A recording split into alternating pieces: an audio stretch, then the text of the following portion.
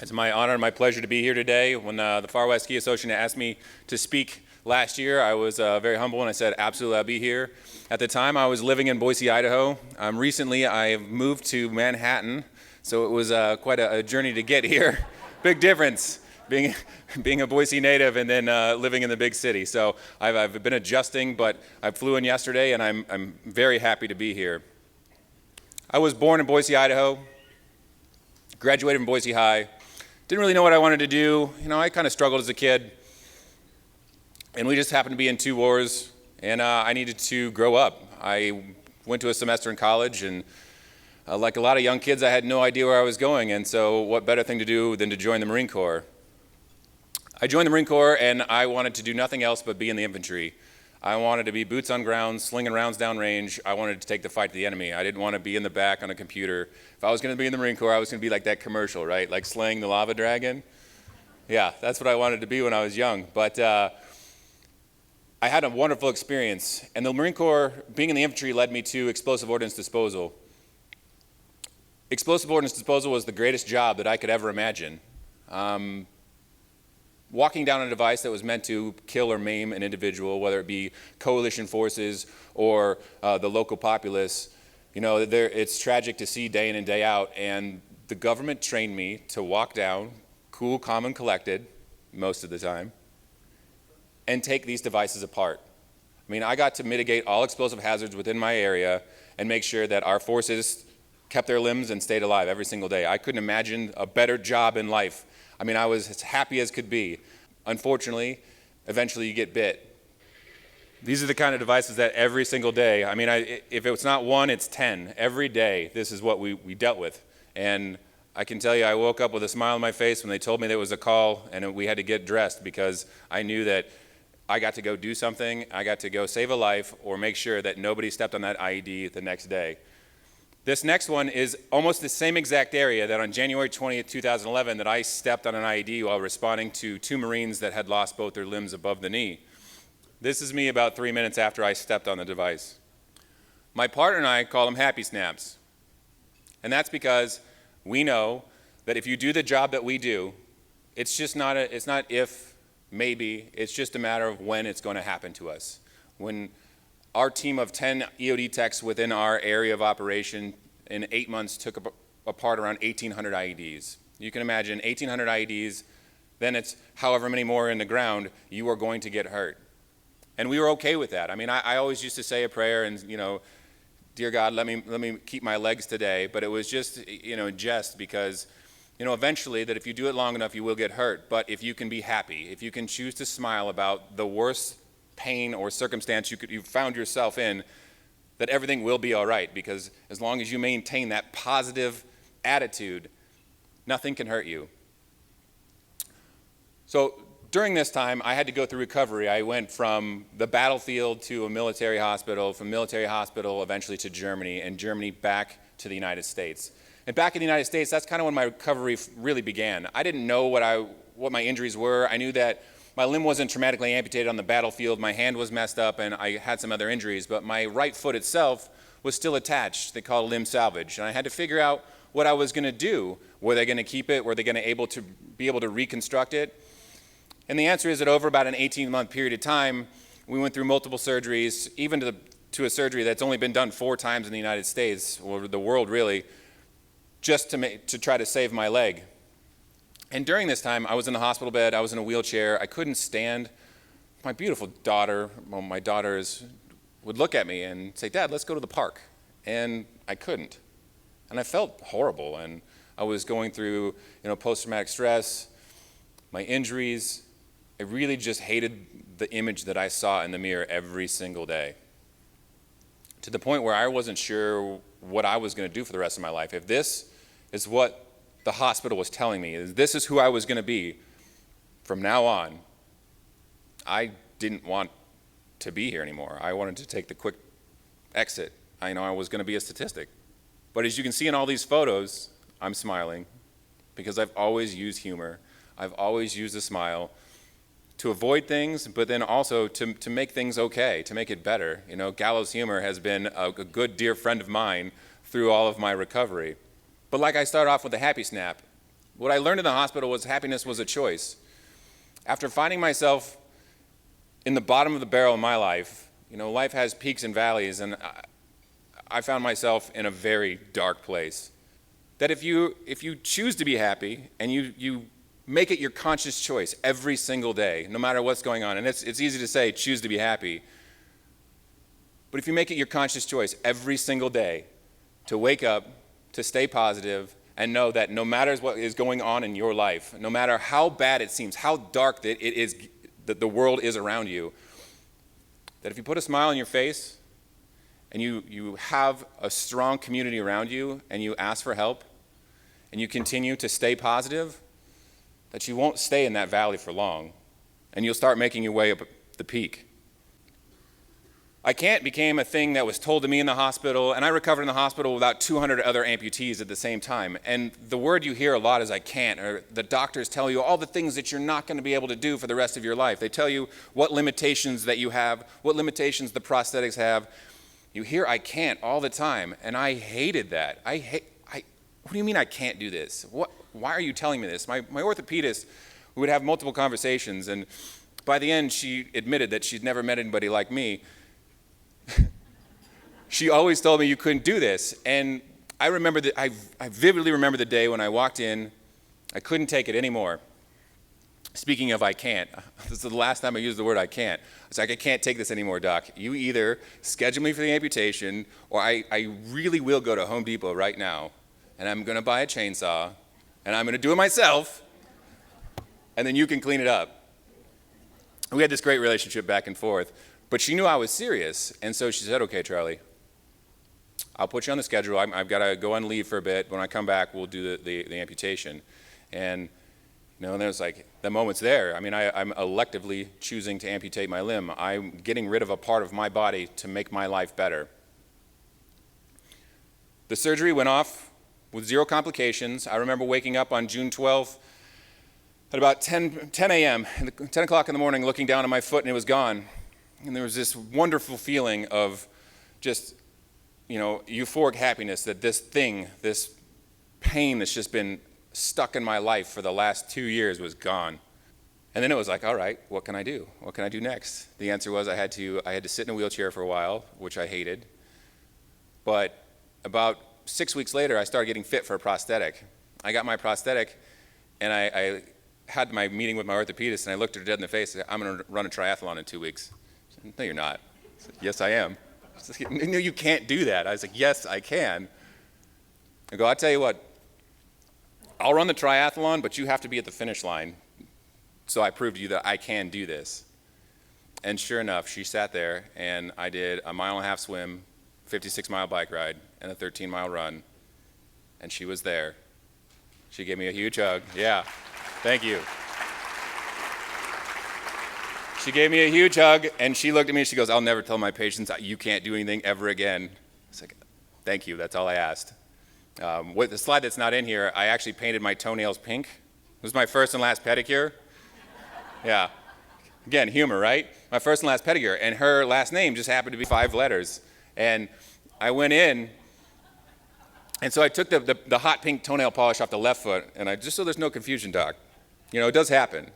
Yours is the one with the pink and your name on it, and mine is, you know, the regular, you know, manly-looking foot. So when I wake up, I want the manly-looking foot. And she just, oh my goodness, I can't take you.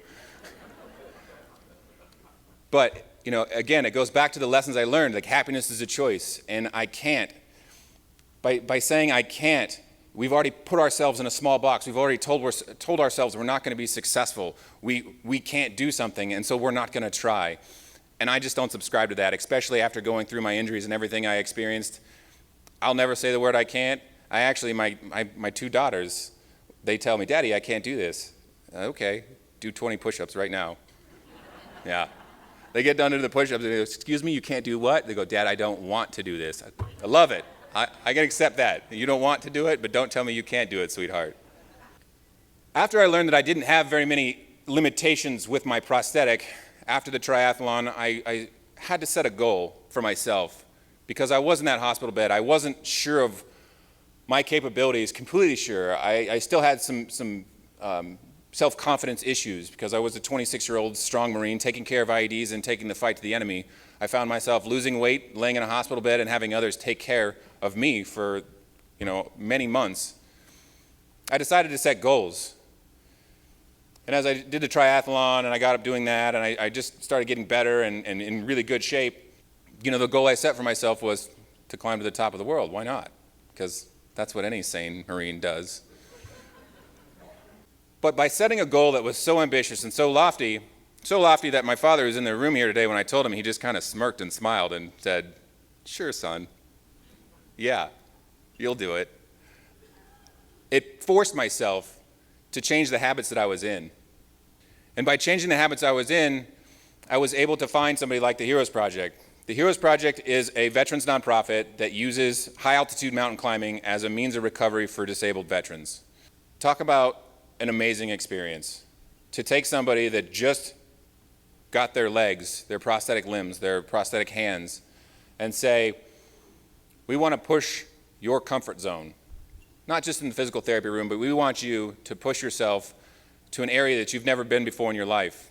The Heroes Project has had guys like Brad Avanchan. 8 months to the day after he lost both his legs, Brad climbed Aconcagua, which is 23,000 feet. Could you imagine losing both your legs and 8 months later saying, okay, I'm going to go climb to 23,000 feet? What this organization does for wounded veterans is amazing. It teaches them that there are no boundaries, there are no limits. And they were able to find me when I needed that test the most. And they offered me to climb Mount Everest. When they asked me to climb Mount Everest, I had zero mountaineering experience. I mean, I'm born in Idaho, hiked in the hills with my father, grew up skiing, but I didn't have any mountaineering experience per se. I certainly didn't have any mountaineering experience with a prosthetic limb, how to put on crampons, what's the proper equipment to have, what am I going to do, what's it going to be like. The Heroes Project took me all around Central and South America. We climbed Pico de Orizaba, which is the tallest mountain in Mexico. We climbed in Ecuador. They've got a couple different 20,000-foot peaks. We climbed Aconcagua, which is the tallest mountain outside of the Himalayas. And they really showed me what I could do. Every time we went, there was new skills learned. I developed as a person, and I also got to travel outside the United States. I got to be around, third world countries and see the less fortunate, being in shorts and having people come up to me, curious about my prosthetic limb. Those that weren't able to have prosthetic limbs, looking at me and saying, just look at this guy, oh my goodness, this guy's amazing. It really did a lot for my personal well-being. And going back to breaking the habit, just going on those trips was breaking the habit for me. It was dealing with the post-traumatic stress and my own body issues. When I first got hurt, even when I first had my prosthetic limb, again, you look down and you feel sorry for yourself. And I hated the fact that I felt sorry for myself. So I had to break the habit. I had to get out of my house. I had to start working out every single day and not just go to the gym for a half-hour workout. I would work out for 8 hours a day. I didn't think that I was successful in the gym unless I had lost whatever I ate for breakfast in the gym. And a sponsor, Equinox, so humbly gave me a trainer, and my trainer that was his goal every single day. Okay, you ready? Let's do it. He wouldn't stop. I mean, we would have no rest, nothing. I mean, it would just be back and forth until he made me show him what I had for breakfast. Yeah, you laugh, but I did this every single day. I mean, I would tears, the big, strong Marine. I had tears in my eyes. I would leave. And as I got bigger and stronger, the workouts just got bigger and worse. At the end of the 10-week training cycle, I remember the first workout. We could fit like 4 of those workouts into one workout in the end. I just couldn't. It was unbelievable what the progression was. But I was breaking that habit. I was making that choice to not tell myself that I couldn't do it. Even when I would be in the gym, I would do an exercise and my arms would be on fire and I would just envision the summit of Everest, because the one thing I could control for myself was how well I showed up to that mountain. Nothing else was going to matter but how prepared that I was going to be when I showed up to that mountain. And that's kind of when by going through all this, I started to have the change in myself. I told you that I found myself in the bottom of a barrel in life, and I had a lot of pity for myself, and I didn't know if I wanted to hang around. No, I started to feel the change. I started to feel that what I was capable of. I started to feel Charlie getting himself back. You know, the mental issues were quite draining. I mean, the physical issues and the pain and everything I was going through was one thing, but when you stack that on, you know, all the deployments and everything I'd seen and the fact I just didn't feel like I had a support structure, anybody to talk to, having this come into my life was the greatest thing that I could imagine because it allowed me to change who I was. A former Marine who lost part of his leg in Afghanistan arrived in Tibet today for a new and dangerous challenge. Charlie Linville hopes to be the first combat amputee to reach the summit of Mount Everest. Natural disasters over the past 2 years delayed his plans to conquer the world's tallest mountain. He's being helped by the Heroes Project, that is a veterans organization. Jeff Glor is here with the motivation to climb. Jeff, good morning. Nora, good morning to you. CBS News has been following the Heroes Project for several years now. The group has taken injured veterans to the top of the tallest peaks on 6 of the 7 continents. They have one mountain left. I was looking for something to completely change myself and really get rid of the demons that were created from war. Charlie Linville has already summited some of the highest peaks in the world on one leg. Now he wants to complete the highest of them all. Can't get any taller than Everest, you know? There is nothing else. Be careful what you say to me. At his side is a former Hell's Angel biker named Tim Medvitz. Medvitz summited Mount Everest in 2007. 6 years after suffering life-threatening injuries in a motorcycle crash. You gotta fall, just fall straight back on behind you. The experience inspired him to create the Heroes Project, a nonprofit organization that helps catastrophically injured war veterans climb the world's tallest mountain. 60 Minutes followed Medvitz and Marine Isaac Blunt in 2013 as they climbed the tallest peak in Australia. He's also taken wounded vets to the top of the highest mountains in Antarctica, South America, North America, Europe, and Africa. The only continent that remains is Asia and Everest.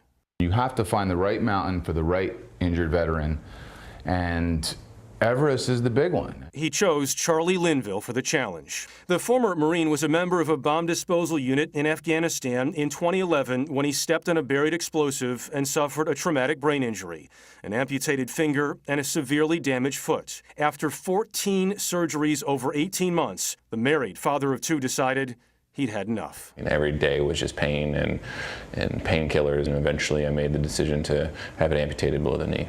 Out of all the military branches, he enlists in the Marine Corps. Then he gets out of boot camp and then decides, I want to start defusing bombs, one of the most dangerous jobs in the Marine Corps. Then he tells the doctor, cut my leg off. I'm like, that's the guy. That's the guy. Because you don't make those decisions in your life without being strong here and here. And you can ask anybody, interview anybody who's climbed Everest, and they all have that same attitude. This will not be the men's first attempt at Everest. In 2014, they climbed the mountain's south side from Nepal. They'd been training for 4 weeks when an ice chunk the size of a 10-story apartment building crashed down the mountain, killing 16 Nepalese guides. The climbing season was canceled. In 2015, they tried again, this time from the north side of the mountain in Tibet. They'd just gotten to base camp when another disaster struck. All hell breaks loose. 7.8 earthquake hits. I've never felt the ground shake like that in my entire life. The earthquake killed nearly 9,000 people. The ground is shaking. And triggered an avalanche at the base camp in Nepal that killed more than 20. Instead of climbing, the 2 men pitched in on relief efforts. It was a difficult time coming home last summer and like soul searching and really being like, can I do this again? But at the end of the day, we set to do this mission and be successful. It's a whole movement that has become bigger than Tim Medvitz, and it's become bigger than Charlie Linville. And all of a sudden you turn on your TV, and here's a guy with one leg climbing Everest. Well, if that don't get you off your butt, take back your life. I don't know what is. How good is that, right? Yeah. Charlie and Tim are climbing from the north side of Everest in Tibet again this year. They arrive at base camp this Friday and will do several training climbs to help them gradually adjust to the elevation. Their final push to the summit should come mid-May, and you'll see them here on CBS This Morning. Oh, good. Right after that attempt. Yes. Unbelievably Yeah. inspirational. Yeah. It's Unbelievable. fascinating to see that when they train now, so they go to these altitude chambers that are set to 18 or 19,000 feet, Right. and you walk in from sea level, so it's quite an adjustment. Yeah. What did he say? Get off your butt? Get off your butt. Yeah, Get off what your I butt. Get off your butt. No What I love excuse. was why he chose Charlie. Yeah. Perfect veteran, perfect time. Yeah. He said here and here. Yeah. Yeah. Here and We here. talked about mental strength earlier with golf. How about there? Thanks, Jeff. No one said it was going to be easy. And I found that out. And honestly, the way this story played out, I couldn't have asked for a better way for me to recover. And not saying that because 16 Sherpas lost their lives in 2014 or the avalanche that happened in 2015, but I remember vividly training in 2014. Physically, the things that I'd done in my life up until that point, I'd always been successful. You know, I was blessed with good genes, and no matter what I really wanted to put my mind to, I could do. While I think I would have been able to summit at Everest in 2014, it probably would have been incredibly difficult for me. And mentally, I still wasn't ready. You know, in climbing, they say it's not about the destination, it's about the journey. And that's truly how it played out for me. My first year when I climbed, or I got to go do the base camp trek and eventually be at base camp in Everest and go climb Le Boucher, which is the mountain just right next to Everest. You know, I learned a lot, but not as much as I needed to. And watching the avalanche happen, watching the Sherpas be recovered, and going home, it was a difficult time, but that trip taught me a lot spiritually what I needed in my life. And then going back in 2015 and not being able to climb, it was unbelievable. First of all, being there for the two deadliest days in Everest history. I mean, we all read the 1996 Into Thin Air story, and you think, oh yeah, that happens occasionally. But then to be there for now the two deadliest days in Everest history, it's unimaginable that it would happen 2 years in a row. And I remember having a conversation with Tim after the earthquake. We turned on our long radios and we heard the chaos, you know, everything that was happening at base camp. And we looked at each other and without a doubt, it was like, we're not going home. Not now. You know, the dedication to fly back into Kathmandu. We worked with Team Rubicon, which is veterans that do emergency response around the world. Bought as much food, took medical supplies, ER doctors, and went into the deep jungles of Nepal where their homes are made out of stacked rock and mud mortar. And of course, their entire villages are decimated and destroyed. But to be able to go in there and help dig out rubble, help deliver supplies, and have medical staff evaluate the injured, again, it brought me back to the reason that I joined the Marine Corps. Was I just like to help people. And so having that journey, being able to go on that experience was amazing. And then turning to each other on the plane again for a second year in a row and saying, we'll come back, we'll do it again. This won't stop us. It's a hard thing to swallow, and to come home and get the support of your family for 3 years in a row to be completely consumed by Everest was a hard deal. I remember my wife looked at me like, one more time. And my poor mother had got me back from Iraq and Afghanistan, and now two of the deadliest days in Everest history, and she just looked at me like, no more. It's like, Mom, I'm not a baby anymore. I'm gonna do it. This is just a courtesy of telling you I would really appreciate your support. So she smiled and said, okay. And I got the blessing from my family again. But no one said it was gonna be easy. Going back in 2016, I had a lot of mixed emotions. So on the north side of Everest, you can drive in. The Chinese have been so grateful enough to pave the road all the way to base camp. So you don't have to do a 10-day trek, which is great for me. But this view, you come over Pangla Pass and you stare at Everest. I remember walking out and just pondering it because for the last 2 years, it's eluded me. And I really so desperately wanted to try and climb it to see what this piece of metal that's strapped to my body for the rest of my life is capable of. What is this body capable of? What is this brain, all the experiences that I've picked up along the way, what can I push it to do? All these photos are me trekking in. And every time I took these photos, I can tell you I had a thought about where I've been, what I've done, and the things that I needed to forget. It's not the destination, it's the journey. The journey in this climb taught me so much. It taught me that all the things, all the demons, everything that I was struggling with, who I was, needed to go away. I needed to stop thinking about the past. I needed to stop being so upset about the things that I've had to do, because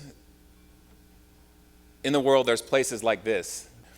I knew that I had to stop feeling sorry for the things that I've experienced and start living the life that I wanted.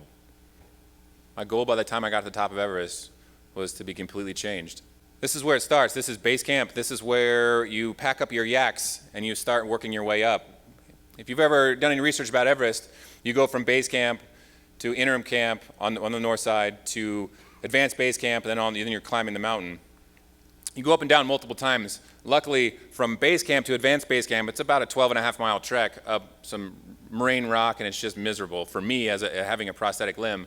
And after you pack your yaks up, you have a puja. A puja is a ceremony where the Nepalese believe that Everest is a goddess.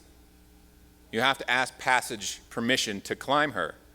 Without asking permission, she's allowed to claim your soul, do whatever she would like, because you need to ask her permission to step foot on Everest, on Chumulungma or Sagamartha, depending on which language. This experience is really a bonding time between you and your Sherpa. The Sherpa climb it multiple times. They do a lot of the hard work, but it's a bonding experience between you and them praying to their gods, and us getting to bear witness to the prayers that they have. And I can tell you, out of the 3 years in the pujas, every year, I learned something. It was just so fantastic to be able to be immersed in their culture and have them ask for safe passage for you while you go try to accomplish, one of the hardest things that I've ever done. Again, if you're in the room, if you're not familiar with Everest, you start at 17,000 feet and you have to acclimatize. When you acclimatize, the whole idea is to climb high and sleep low. Most of them have skied in, if you've skied in Telluride or Breckenridge, even at 10,000 feet, if you're not used to it, you can get a headache. You can get really dehydrated. Imagine getting into 17,000 feet and then getting up to 21,000 feet and staying there. I lived there. Most people come down. I lived at 21,000 feet for 5 weeks. It's just learning how to take care of your body, how to acclimate, how to climb high and sleep low, come down and rest, and do it all over again. A lot of times people say, Everest, would that take you a week? yeah, that was my response. A week, I wish. No, you look at it, it's a 70-day trip. You realize that it's 29,000 feet. If I were to drop anybody off in this room, including myself right now, at 29,000 feet, our brains would swell in minutes and we would pass out and eventually expire. It's a week, come on. But the acclimatization process is difficult. You have to climb high and sleep low. It's a lot of walking. And I think I felt like I climbed Everest about 10 times before I actually got the chance to climb Everest.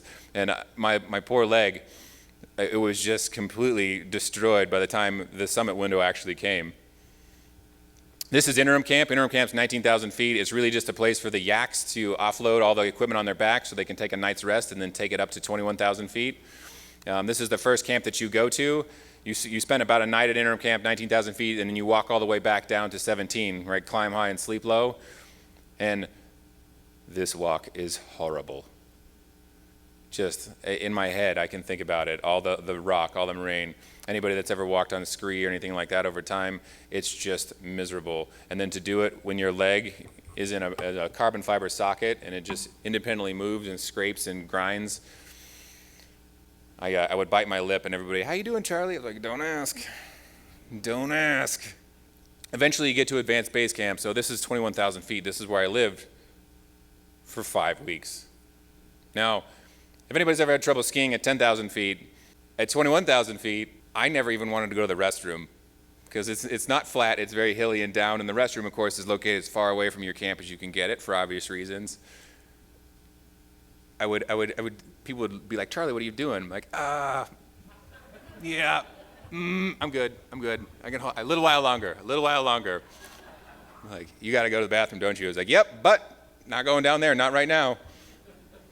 But it's just so laboring. You take 5 steps, and I would be bent over, gasping for air, to feel like I'm drinking through or sucking through a straw, but nothing's coming out. But it's the whole process where your body gets used to acclimatizing. This photo is the first time that I actually got to climb Everest. You know, for the longest time, I'd be like, I'm not climbing, it's not happening. Like, I believe it when I'm actually strapped to the mountain because of the 2014 and 2015. And so I'm actually putting on my climbing harness here and going from advanced base camp up to North Col. So that's about 21 to 23,000 feet. And it's supposed to take you somewhere about 9 hours to get there the first time. And I remember putting it on, strapping in, putting my Jumar on the fixed rope on Everest, and I just couldn't believe it. Like, I'm actually climbing. Okay, it's going to happen this year. That's it. This is the year. This is third time's the charm. That's what everybody's saying. It's going to happen. And so, like I said, it's supposed to take you 9 hours. It took me 6. And yeah, I loved it. And it took me 6 hours. And when you go up the rope, all the climbers on one rope. And so you get up to people and you start passing them. You have to unclip, kind of go around them, and they're just gasping for air. You know, everybody's having a hard time because it's extremely difficult. And my leg was exposed the entire climb. And so I would get about 5 feet in front of them, and they'd look down. They'd look at me. They'd look down. You got to be kidding me. What? Come on, you can do it. If I can do it, you can do it. And that was just the thing the whole time. I was just the guy, the amputee that was just beating able-bodied people on the mountain. It was just always made me smirk and smile because, you know, I was in shape. I was trained to be there, and seeing other people and encouraging other people, like, hey, look, if I can do it, definitely you can. You know, the entire climb, everybody always asks, like, how do you feel about this, and how was Everest? I mean, every view, no matter where you're out on that mountain, is the greatest view in the world, because there's only a handful of people that are seeing what you're seeing on that day, and the work and the effort that was put in, not just myself, but for others who helped fundraise, for everybody who was there, every single step was amazing. I mean, every single step was the highest I'd ever been in the world. Every single step, I was encouraging myself to go further and further, and I would sit down for a break, and I would just turn around, and I could see out into Tibet. Eventually I could see into Nepal. And there are things that I'll remember for the rest of my life and that people could only imagine, and I was one of a handful of individuals that got to see this. This is Camp 4. This is just before summit night. So at Camp 4, you get in, you climb all day, you get in about 2 or 3 o'clock in the afternoon, and you leave at about 10 o'clock at night. So there's just this small window where you're going to get some rest, and I say that with quotation marks because you're in the death zone, you're above 26,000 feet, your brain's swelling, your lungs are filling with fluid, your body doesn't digest anything anymore, and you don't sleep. Now that I'm in a place where I've been before multiple times, and I'm about to embark on something that I might not return home for, I'm not going to tell myself I can't. I'm going to do the best I can to reach the top of that mountain, to be the first combat wounded amputee to ever summit Mount Everest. When I or my team went up to climb Everest, we wanted to be the first ones. We wanted to be the first ones to reach Everest from the north side last year. So we chose to leave early. In leaving early, we gambled. We gambled that the winds would be just friendly enough that they wouldn't rip our tents to shred. For 24 hours, we all got pinned down in a windstorm where the wind was 100 mile an hour plus. You know, wind chill, it was probably negative 80, negative 90 degrees. And Tim and I sat in our tent and held our hands up like this for 24 hours. We didn't sleep. We just held the tent up because had the tent been ripped apart in those weather conditions, there's nothing that would have saved us. You know, there's 2 other tents because our climbing group was really small, and piling into their tents, you know, maybe. But I remember looking at him and him looking at me and just, how do we find ourselves in this situation? And again, I go, well, because you're a Hell's Angel and I'm a dumb Marine, and here we are. But we can do this. You know, luckily the 24 hours passed, the winds died down, and we had a chance to actually summit the mountain. Woke up, put my leg on, we started walking up the mountain, and I couldn't have been more than 30 minutes in, snap, my prosthetic limb broke. Well, this is great. Luckily, I had brought a spare, but that spare leg, everybody else breaks their leg and they're in big trouble. I break my leg, I just pull out and put a spare tire on. We're good, keep going. But it had completely changed my mental attitude because the leg I was going to climb with, I'd slept in my warm sleeping bag all night. I'd stuck it in there. Well, it slept, but I at least had it in the warm sleeping bag. The other leg, the one I thought I wasn't going to have to use, I left out in the ice. Yeah. Yes. So I take it off. I'm in my big puffy down suit. You know, it's hard enough. I get it on there, and you know, I went to go put my leg on, and it's like putting it into an ice bath. Just, all right, let's do this. And for the next 3 hours, I wouldn't even let Tim talk to me. He's like, "You doing all right?" And I was like, "Shut up." No, I'm not all right. I'm very upset. You know, but it's those moments that I think back at, and where it was just like, all right, it is what it is. But to break your leg at 27,000 feet is a very interesting experience. The second step is a rock wall face, if you can see, at 28,000 feet. So I don't know, I'm sure there's people that have rock climbed out here. If rock climbing isn't hard enough to do in the summertime with, you know, the proper shoes, to do it at 28,000 feet where you can't breathe. You know, I had the wrong prosthetic limb on, is interesting. You have to round the bottom of the second step, and at the bottom of the second step, the rope is really taut against this outcropping of rocks, and you have to kind of scramble around, and people that are able-bodied individuals can manipulate and move their knee and their ankle just enough to scramble around. And I couldn't. I got stuck in this particular spot for about 15 minutes, and I was breathing, really just labored breathing, just trying to figure out how I was going to make it around this.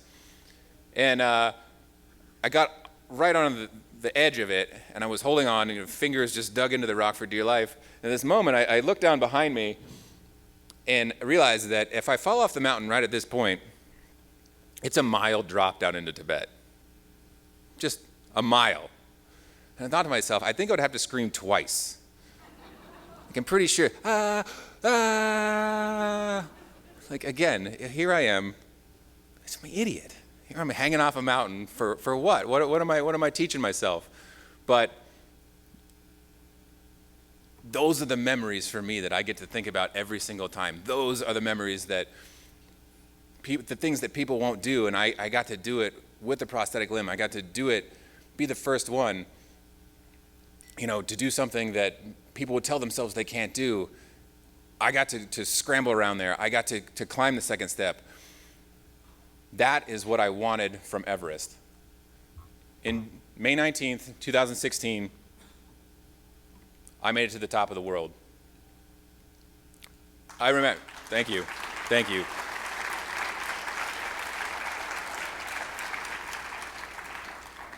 People ask all the time, what did it feel like? I was exhausted. I actually beat my climbing team by 45 minutes because I was so focused and I was in such good shape. And because of everything we'd experienced the 2 years prior, there's no way that I could have summited the top of the world without them, right? I mean, I would just be a complete jerk. So I stood at the bottom, 10 feet below the summit for 45 minutes and waited for the rest of the team to show up. Yeah, be in minus 90 degree weather, just sitting there like this, like, yep, I could be spending time on the top of the world right here, but nope, 45 minutes, I sat there and waited for him.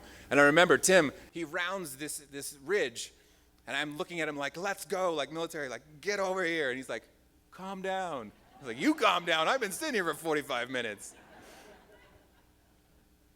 Tim finally caught up, we had an embrace, and then I remember he just kind of went like this and said, it's all yours. So I walked up to the top of the world, I put my arms up in victory, and I yelled. The funny part is there's two sides to Everest, right? So I get up on the north side, which I was the first Westerner on the north side to summit last year, but the south side was already having multiple successes. So I get up, and I yell, and that's when I can see the south side area, and I'll never forget, this woman just kind of looks up at me, just exhausted. Like, what is wrong with you? Just like, oh. And I'm like, yeah, woo! But meeting people from around the world, it was great, and to meet somebody from a different side of the mountain that had climbed from a different country was an amazing experience. And then it would just hit me. I was there, and the wave of emotion came over me. And like I said, I left everything that was plaguing me at the top of that mountain.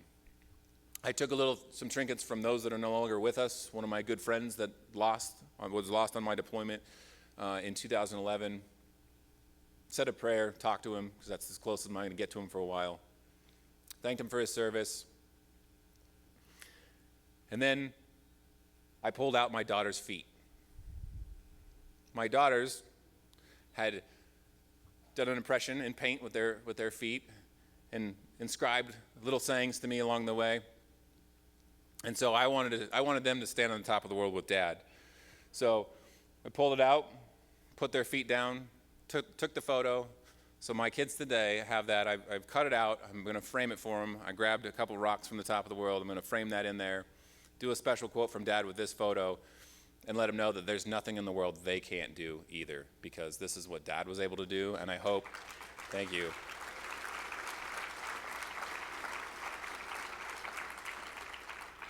I hope that they will look back at this in their life when they hit challenge, when they hit rock bottom, that they'll remember that Dad was able to do something that nobody had ever done before, and so can they, and honestly, so can anybody in this room or anybody that's a human being. It's just, what's in here and what's in here, and choosing to be happy. I know we talked about a family, a team. Another thing special to me is Apasong. Apasong is the gentleman in this photo here, Apasong here. He was my Sherpa. Apasong stood with me the entire way. He made sure that no matter what, I knew the route. We would get up to certain rock areas. Apasong, this was his 14th time summiting Everest. So you could say he knew where he was going. He knew a little bit about the mountain. So humble, and then not once. I had to ask him after we got down at how many times he'd summit Everest, and he just kind of 14. Just imagine just shyly saying I've climbed Everest 14 times and no big deal. But Apasong was there for me the entire way. And for me, it wasn't getting up there. Getting up there was a lot easier than I thought. But getting down, the summit's only halfway. That's when the climb really started for me. That's when I really had to figure out whether I was going to make it back alive. Because 2 hours into the descent, I rounded the third step, got to the top of the second step, and you have to rappel. You have to clip into the rope, get on your figure eight, and then just kind of let go and use your hands to rappel down. And there's no safety. There's nothing. If my brake hand fails, again, there's that mile and a half or that mile drop back into Tibet. There we are. Apasong knew that. Apasong got to the bottom, looked up at me, waited. I had to take a long rest when I got to the bottom of the second step, and that was it. That's what I had. I mean, I would like to say that I had 30% left in the tank. I had nothing left in the tank. And he encouraged me every step of the way. From the bottom of the second step all the way to Camp 2. I was in excruciating pain. I left for Everest at about 212 pounds. When I weighed myself when I got home, I weighed 175 pounds. So I had lost a lot of weight, and your prosthetic limb is fit for you based on weight and the volume, the size. Well, the volume was gone. I couldn't add any sock or anything because of where I was at. So for the next 6 hours, my residual limb was bottoming out into carbon fiber. Every step felt like somebody was hitting me with a sledgehammer. I remember I was sweating, and it wasn't because I was working hard. It was because of the amount of pain that I was in. But again, I had seen the individuals that failed to summit Everest. They're still on the mountain. I had seen the consequences of what would happen if I gave up. I wasn't going to let that happen. I took one foot in front of the other, kept going. I think I fell down, 2 or 3 dozen times. I almost broke my elbow. I hit it, slammed on the rock. And that man, Apasong, was there for me every single time. We would get to a safety anchor. He would immediately take one of my carabiners off while I was doing the other one, and we would just keep going and keep going and keep going. I remember getting into Camp 2, rolling in, convulsing from the pain and everything my body had gone through. Apasong made sure that my sleeping bag was out, went and got water, and started to brew me some onion soup, which was horrible, but I just wanted second and thirds of it because my body had nothing left in the tank, and that man was there every step of the way. It's just what an amazing feeling. This picture is taken after we got down. We're back at Advanced Base Camp. You can see just how tired I am. You can see the frostbite on my face. Just nothing left. I couldn't put my prosthetic on for 2 days. It was so sensitive touch because I had a bone contusion. For 2 days, I couldn't put my liner on. I sat in my tent. I did nothing but rest. Luckily, there was a doctor that we'd met the year previously, and she came and checked me out and said I was okay. I just needed to take a few days rest. But you don't really climb the mountain unless you go from base camp to summit back down to base camp on your own power. In no way was somebody going to tell me I didn't climb Mount Everest. So we waited 2 days. I put my prosthetic limb on. I made that 12.5-mile trek back down to base camp to where I think I was the happiest guy in the world when I got to base camp and realized that the van was going to pick me up from here on out. And I was like, no more. No, but I love this photo because it says it all. It truly shows me the challenge that it was and how much I needed that mountain and what self-confidence that I have now. There's nothing in this world that you tell me like, oh, go do this. Okay. I mean, I might need a couple years of training. I might need to figure it out, but I'm going to do it because I will never tell myself I can't. You know, the things I learned is that in life, we're all going to come against something that is, you know, we think is impossible, that's really hard, or we're going to tell ourselves we can't do something. But you have to rise up. You have to figure out what you want and who you're going to be, and not tell yourself that you can't do it. You know, there's a great quote from Lance Armstrong, controversial or not. It said, pain only lasts a second, a minute, an hour, or even a year, but eventually it subsides and something else replaces it. But quitting lasts forever. And that's something that I've told myself over and over again, because all the pain I've gone through, all the pain that I've seen colleagues from the military go through, being double, triple amputees, I tell this to them. I show them through the things I've been able to accomplish with climbing Mount Everest and climbing different mountains and just always pushing it to the limit, is that quitting does last forever. And telling yourself you can't do something, you've already put yourself in that box that you will never be successful. And no matter what happens, choose to be happy. Because if you choose to be happy, good things are going to happen. You're going to surround yourself with people that are happy. And no matter what, if you can keep a positive attitude, anything that you want to accomplish in life, it's going to happen.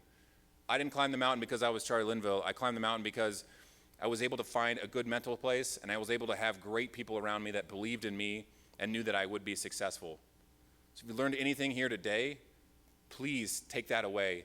Do not tell yourself you can't do something, and choose to be happy. Thank you.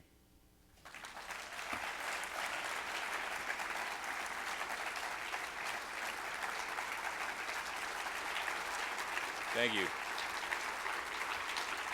Appreciate it. My next big adventure. I want to finish the 7 summits. I've got a couple under my belt. I want to finish those. And then for me, there's one mountain that I saw while I was in the Himalayas, is Ama Dablam. And that one just has my name all over it. Just to stand alone, shark's tooth coming out of the earth, I must stand on the top of that. Yep, so the Heroes Project is a 501c3 veterans nonprofit, and they go out and they find individuals in their community. They're based out of LA, but really they've worked with military hospitals to find individuals that need the experience of being outdoors and having a mountain, having something to really test themselves. And so they do an interview process, and they hand select who they want to take up the mountain. Every year they plan different mountaineering trips. Right now they've finished the 7 summits. They're going to continue to do the 7 summits, but they're also doing the 7 volcanoes. They're taking a veteran. She was in a helicopter crash. She's above the knee amputee now, to Karsten's Pyramid, it was a really difficult climb. It's very technical. And then we've got a gentleman, Carlos Torres, who's going to climb a volcano in Argentina shortly. But it's just taking individuals that were severely wounded from combat and really showing them what they can do with their body and really giving them that ability to gain self-confidence and then go out in their community and spread the message. I absolutely use oxygen, although when I was done, I've convinced myself that I could try without oxygen, but I'm not sure that my family will let me. But I did. So I use 2 bottles of oxygen, the same amount as a Sherpa. It's just a bottle up and a bottle down. Ha, right? New York, you know, I've had the experience of being in the military and deployed around the world and go to multiple countries. Born and raised in Idaho. I really love Idaho, but Equinox, who is a health and fitness club, sponsored Everest, and they offered me a position as a manager at one of their largest fitness facility. And really, it's just I have aspirations of doing well in business, and so, you know, being the owner operator of a $25 million a year business is pretty daunting. And so I get to learn and study under them. Also, the CEO of the company has chosen to mentor me, and so I'm out there really just to gain knowledge from him. And then I will make my way out of the big city and back to greener pastures eventually. You know, I think it's mountaineering, high altitude mountaineering is a very small community. And if you say that for able-bodied people, those that have done it with amputations, it's a lot fewer. I mean, I think that there's less than 10 amputees that have ever climbed Everest. We all have to figure out what works the best, and all of our injuries are slightly different. I got in touch with a couple that had attempted, and a couple that were successful climbing Everest before my attempt, and you just have to make a limb that works for you. Unfortunately, the prosthetic companies aren't like, oh yes, this is profitable, people high altitude mountaineering. So we do share our information back and forth. And the adjustments for mine, it just happened to be that the metal fatigued over use, and one of the bolts snapped, and once that happened, there wasn't much I could do. I had a repair kit, but it was just a better option for me to put on the complete spare leg. So this is Devin.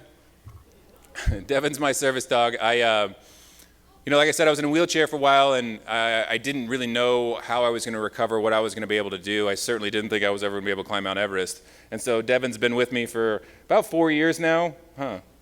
Yeah. And I'm not sure who takes care of who, but he is the greatest dog. He is trained to open doors, pull me in my wheelchair. He can get stuff out of the fridge. He can turn the lights on and off, pick my leg up. If I put my cell phone down, I don't have my leg on, or I'm just having a bad back day. Like recently, I threw my back out and I couldn't walk for multiple days. In New York, you can order anything, which is fantastic.